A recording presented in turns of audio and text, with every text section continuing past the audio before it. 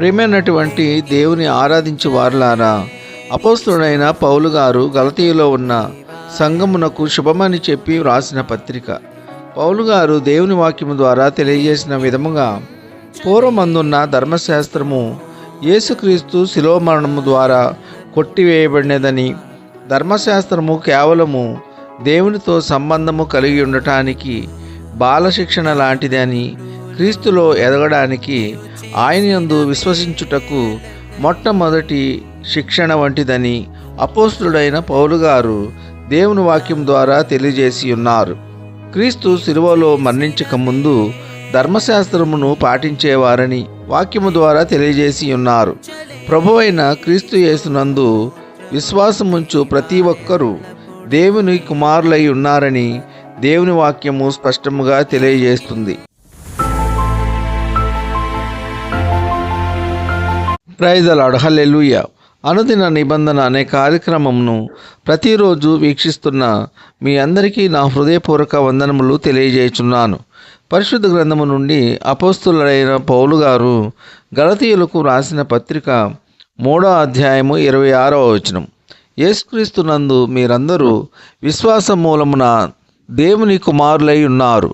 Amen, హల్లెలూయా.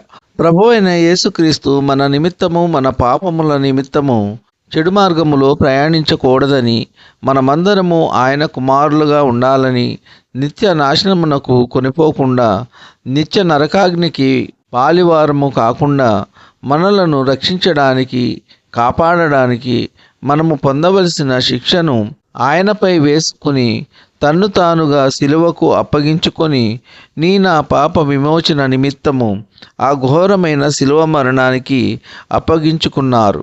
ప్రియ సహోదర సహోదరి, ప్రభువైన యేసుక్రీస్తు వారు నా నిమిత్తము సిలువలో మరణించి మృత్యుంజయుడై తిరిగి 3వ రోజు లేచాడని, తిరిగి 2వసారి భూమిపైకి ఆయన రానయ్యున్నాడని, మన పాపములన్నీ ఆయన శిలువ మరణం ద్వారా కొట్టివేసి ఉన్నారని, ఆయన మార్గంలో నడుచుకొని ఆయన వాక్యానుసారంగా జీవించే వారికి పరలోక రాజ్య వారసులుగా చేయునని, ఆయనపై విశ్వాసం ఉంచిన ప్రతివారు ఆయన కుమారులుగా పిలువబడతామని దేవుని వాక్యము స్పష్టంగా తెలియజేస్తుంది.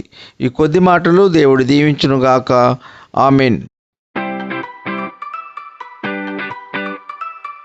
ప్రార్థన. కృపా సత్య సంపూర్ణుడా, మీ ఘనమైన ఉన్నతమైన నామమునకు వేలాది వందనాలు, స్తుతులు, స్తోత్రములు చెల్లించున్నాం తండ్రి.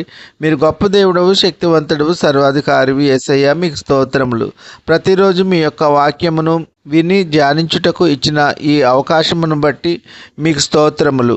వాక్యం ద్వారా తెలియజేసిన రీతిగా ప్రభు అయిన యేసుక్రీస్తు నందు విశ్వాసం ఉంచు ప్రతి వారును దేవుని కుమారులు అనబడుదురు అని వాక్యము ద్వారా తెలియజేసి ఉన్నందుకు మీకు స్తోత్రములు. పాస్టర్ ఫ్రెడ్డి పాలు గారు కర్నూలులో యాక్సిడెంట్కు గురి అయ్యారు తండ్రి. ఫ్రెడ్డి పాలు గారికి వారి గాయములన్నీ మాన్పండి, సంపూర్ణ ఆరోగ్యము దయచేయండి, మెరుగైన వైద్యము అందులాగున మీ కృప ఉంచండి, సంపూర్ణ ఆరోగ్యముతో మీకు సాక్షిగా నిలబడలాగున మీ కృప ఉంచండి. ఉద్యోగస్తులను, వ్యాపారస్తులను, కూలి పని వారిని కాపాడండి. వారు చేయుచున్న పనుల్లో, రాకపోకల్లో కాపాడండి. కుటుంబ కలహాల నుండి విడుదల దయచేయండి. ఒకరినొకరు అర్థం చేసుకొని శాంతి సమాధానంగా జీవించే కృప దయచేయండి. భార్యాభర్తల మధ్య విభేదాలను తొలగించండి. స్త్రీకి శిరస్సు పురుషుడని, పురుషుని గౌరవించి సాటి సహకారిగా ఉండులాగున మీ కృప ఉంచండి. పిల్లలు తల్లిదండ్రుల మాట విని మీ యందు భయభక్తులు కలిగి జీవించులాగున మీ కృప ఉంచండి. ఈ కొద్ది మనవులు ప్రభు అయిన యేసుక్రీస్తు పేర వేడుకొంచున్నాము తండ్రి. ఆమెన్. ప్రతిరోజు క్రమం తప్పకుండా దేవుని వాక్యము వినుట వలన దేవుని కృప మీకు తోడుగా ఉంటుంది. ఆయన కాపుదల ఉంటుంది, ఆయన రక్షణ ఉంటుంది.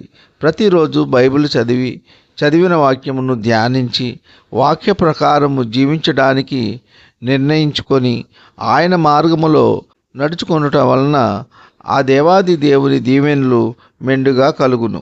మీరు వినిన వాక్యము దీవెనకరంగా ఉన్నట్లయితే లైక్ చేయండి, షేర్ చేయండి, సబ్స్క్రైబ్ చేయండి.